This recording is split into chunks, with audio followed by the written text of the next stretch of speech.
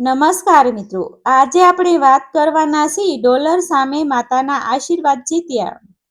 ગુજરાતના આણંદ જિલ્લાના એક નાના ગામમાં જયાબેન નામની એક વિધવા માતા રહેતી હતી. ગામ નાનું હતું, લોકો એકબીજાને સારી રીતે ઓળખતા હતા. જયાબેનનું જીવન બહુ સામાન્ય હતું. કાસું પાકું જૂનું ઘર, ઘરની બહાર નાનો ઓટલો, બાજુમાં તુલસીનો ક્યારો. સવારે સૂર્ય ઉગે તે પહેલા જ જયાબેન ઉઠી જતી, ભગવાનની આરતી કરતી, પછી મજૂરી પર નીકળી પડતી.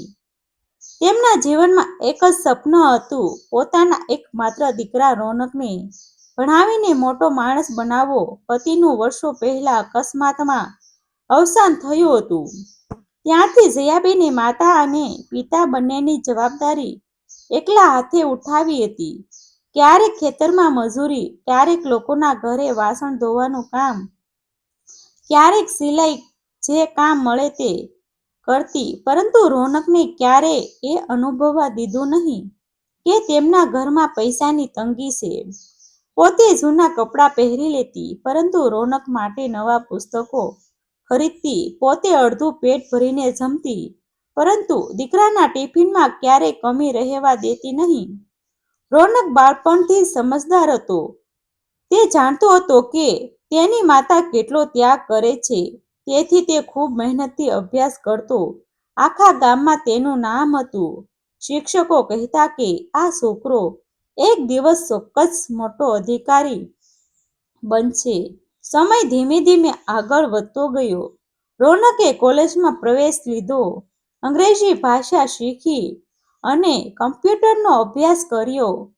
તેના મનમાં એક મોટું સપનું જન્મ્યું, અમેરિકા જવાનું. તેને લાગતું હતું કે ત્યાં મહેનતનું સાચું મૂલ્ય મળે છે, ત્યાં ડોલરમાં કમાણી થાય છે, ત્યાં જીવન બદલાઈ જાય છે. ગામના ઘણા લોકો પણ કહેતા કે જે અમેરિકા ગયો તે પાછો ગરીબ રહ્યો નથી. આ વાતો સાંભળીને રોનકનું સપનું વધુ મજબૂત બનતું ગયું. જયાબેનને શરૂઆતમાં ડર લાગતો હતો. દીકરો 7 સમુદ્ર પાર જશે, એકલો રહેશે, કોણ તેનું ધ્યાન રાખશે? પરંતુ જ્યારે તેમણે રોનકની આંખોમાં ચમક જોઈ, ત્યારે પોતાના મનનો ડર છુપાવી લીધો. તેમણે માત્ર એટલું જ કહ્યું, બેટા, તું જ્યાં રહે ત્યાં ભગવાન તારી સાથે રહે. પૈસા કમા, ખૂબ કમા, પરંતુ ક્યારેય માણસાઈ અને સંસ્કાર ભૂલતો નહીં. રોનકે હસીને માતાનો હાથ પકડી લીધો. તેણે કહ્યું, માં, હું જ્યાં જઈશ ત્યાં તમારું નામ રોશન કરીશ. તમને ક્યારેય દુઃખ નહીં આપું. અમેરિકા જવા માટે ઘણા પૈસાની જરૂર હતી.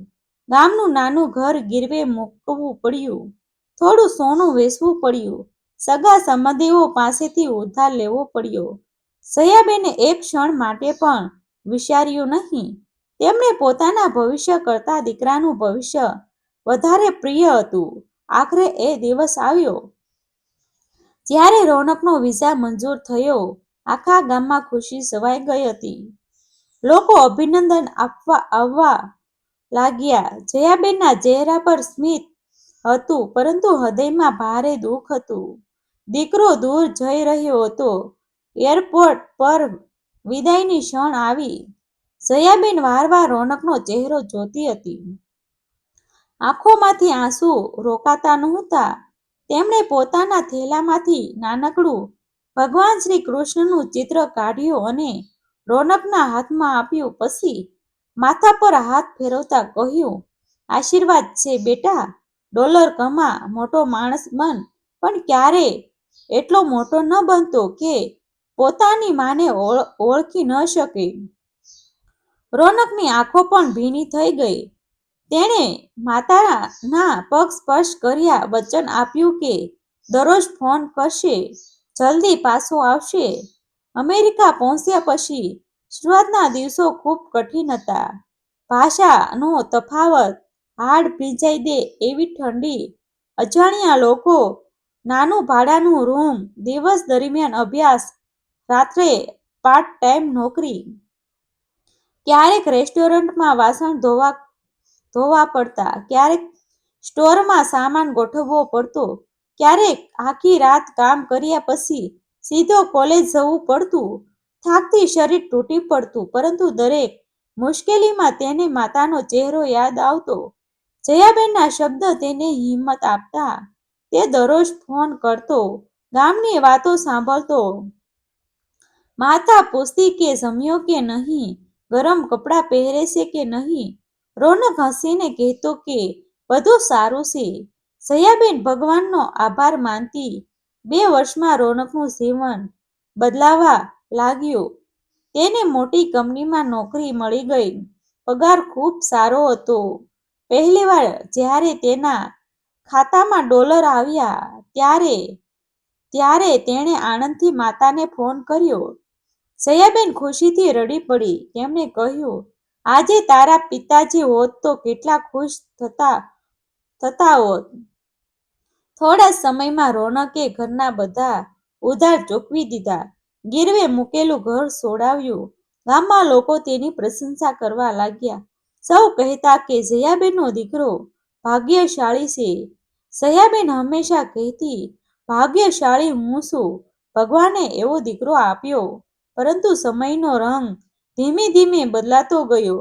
મોટી કંપનીની મોટો પગાર, નવી કાર, નવા મિત્રો, દર અઠવાડિયે પાર્ટીઓ, નવી દુનિયા. હવે રોનકનું જીવન ખૂબ વ્યસ્ત બનતું ગયું.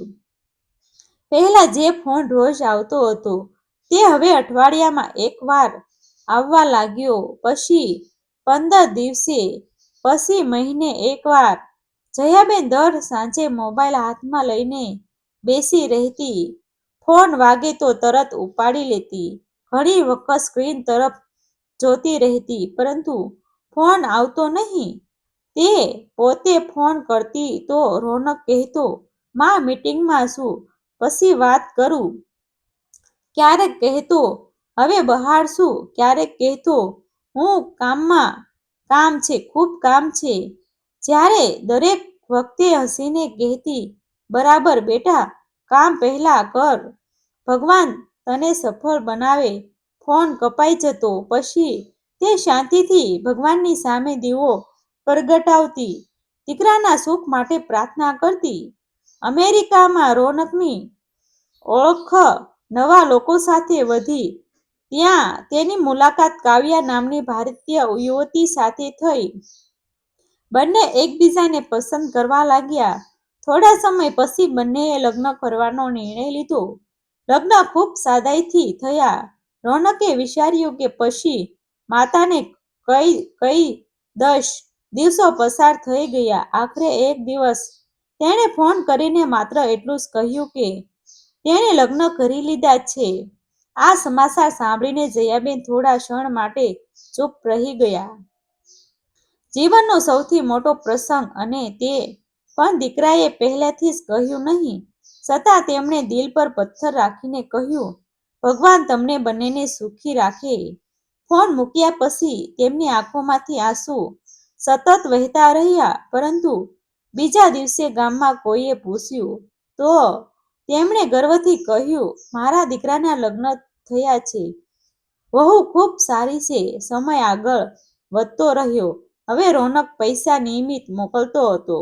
દર મહિને બેંક ખાતામાં મોટી રકમ આવી જતી. ગામના લોકો કહેતા, જયાબેન હવે તો નવું ઘર બનાવી લો, આરામ કરો. પરંતુ જયાબેન કહેતી, મને મોટા ઘરની જરૂર નથી. મારા દીકરાનો એક દિવસનો સાથ લાખો રૂપિયાથી મોટો છે. લોકો ચૂપ થઈ જતા, કારણ કે આ વાતમાં સાચો પ્રેમ હતો. રોનક અમેરિકા હવે વધુ સફળ બનતો ગયો. તેણે મોટું ઘર ખરીદ્યું, નવી લક્ઝરી કાર લીધી. સોશિયલ મીડિયામાં તેની તસવીરો આવવા લાગી. વિદેશી મિત્રો સાથે પ્રવાસ, મોટી પાર્ટીઓ, સુંદર ઘર, મોંઘી ઘડિયાળ. લોકો તસવીરો જોઈને કહેતા, રોનક તો હવે બહુ મોટો માણસ બની ગયો. ગામમાં કેટલાક લોકો જયાબેનને કહેતા, હવે તે પાછો નહીં આવે. પરંતુ જયાબેન દરેક વખતે એક જ વાત જવાબ આપતી, મારો દીકરો ખરાબ નથી, સમયની મજબૂરી હશે. એક દિવસ જરૂર આવશે. દરરોજ રાત્રે જયાબેન ઘરની બહારના ઓટલા પર બેસી રહેતી. રસ્તા તરફ જોતી, જાણે આજે જ રોનક સામે આવી જશે. દિવાળી આવે ત્યારે ઘરમાં એક દીવો વધારાનો પ્રગટાવતી. જન્મ દિવસે ભગવાનનો પ્રસાદ ચઢાવતી. દરેક પૂજામાં દીકરાનું નામ લેતી. કોઈને ખબર નહોતી કે એક માતાનું હૃદય દરરોજ પોતાના દીકરાની રાહ જોતું હતું. એક દિવસ ગામમાં ભારે વરસાદ પડ્યો. જયાબેન બજારમાંથી પાછી ફરતી હતી. રસ્તો લપસણો હતો. તેમનો પગ સરક્યો. તેઓ જોરથી પડી ગયા. આસપાસના લોકોએ તેમને ઊભા કર્યા. તેમને ઈજા તો થઈ, પરંતુ તેમણે કહ્યું કે બધું ઠીક છે. કોઈને રોનકને ફોન ન કરવા દીધો. તેમણે કહ્યું, મારો દીકરો ખૂબ વ્યસ્ત હશે. નકામી ચિંતા શા માટે કરાવું? પરંતુ અંદરથી તેનું શરીર ધીમે ધીમે નબળું પડતું ગયું. અમેરિકામાં રોનક પોતાના નવા પ્રોજેક્ટમાં એટલો વ્યસ્ત હતો કે તેને દિવસ અને તારીખનો પણ ખ્યાલ રહેતો નહોતો. એ સમયે એક સાંજે તેના મોબાઈલ પર ભારતમાંથી અજાણ્યા નંબરનો ફોન આવ્યો. શરૂઆતમાં તેણે વિચાર્યું કે પછી વાત કરી લઈશ, પરંતુ સતત 3 વખત ફોન આવ્યો. આખરે તેણે ફોન ઉપાડ્યો. સામે ગામના પાડોશીઓ રમેશભાઈનો અવાજ હતો. અવાજ કંપી રહ્યો હતો. તેમણે ધીમેથી કહ્યું, રોનક બેટા, હિંમત રાખજે. જયાબેનની તબિયત અચાનક બહુ ખરાબ થઈ ગઈ છે. અમે તેમને હોસ્પિટલમાં દાખલ કર્યા છે. ડોક્ટરે કહ્યું છે કે જો મળવું હોય તો વહેલી તકે આવી જજો. રોનકના હાથમાં મોબાઈલ સરકી ગયો.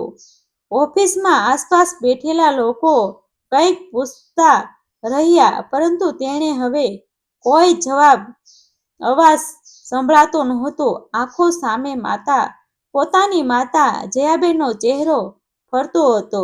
વર્ષો પહેલા એરપોર્ટ પર આવેલા આશીર્વાદ યાદ આવવા લાગ્યા.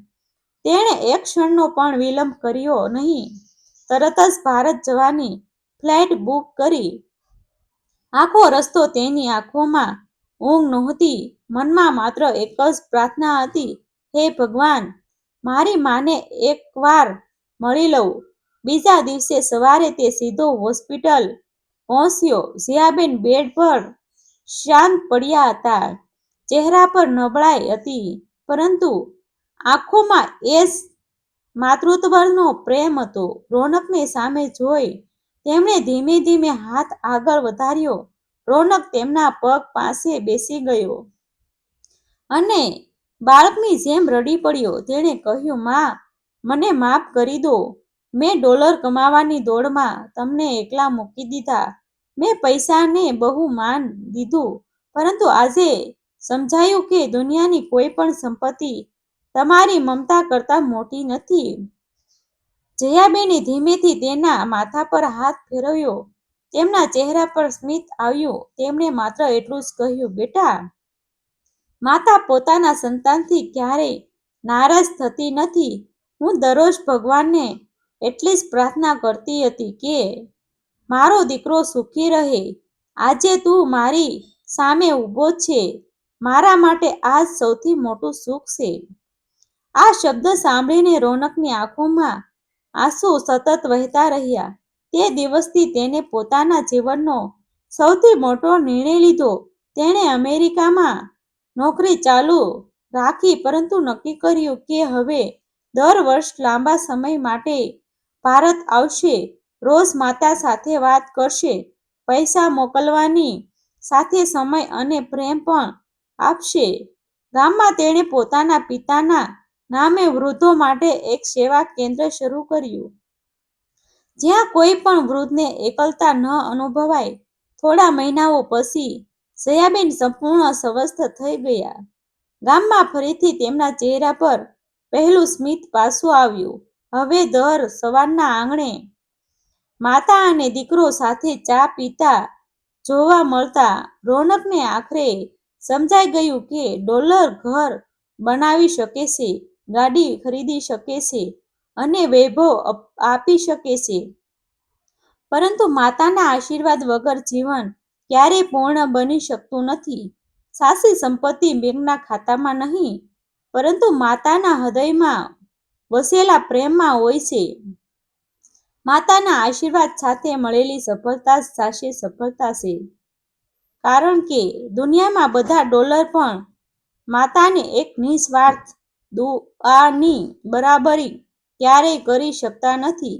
ડિસ્ક્લેમર: આ વાર્તા સમજવામાં બનતી વિવિધ ઘટનાઓ પરથી પ્રેરિત છે. તેમાં દર્શાવેલા પાત્રો અને ઘટનાઓ કાલ્પનિક છે, પરંતુ તેનો ઉદ્દેશ સમાજમાં ચાલતા સત્યને રજૂ કરવાનો છે. કોઈ વ્યક્તિ, સ્થળ અથવા ઘટના સાથે કોઈ સીધી સમાનતા માત્ર સહયોગ ગણાશે. આભાર મિત્રો. ગમે તો શેર કરી દેજો.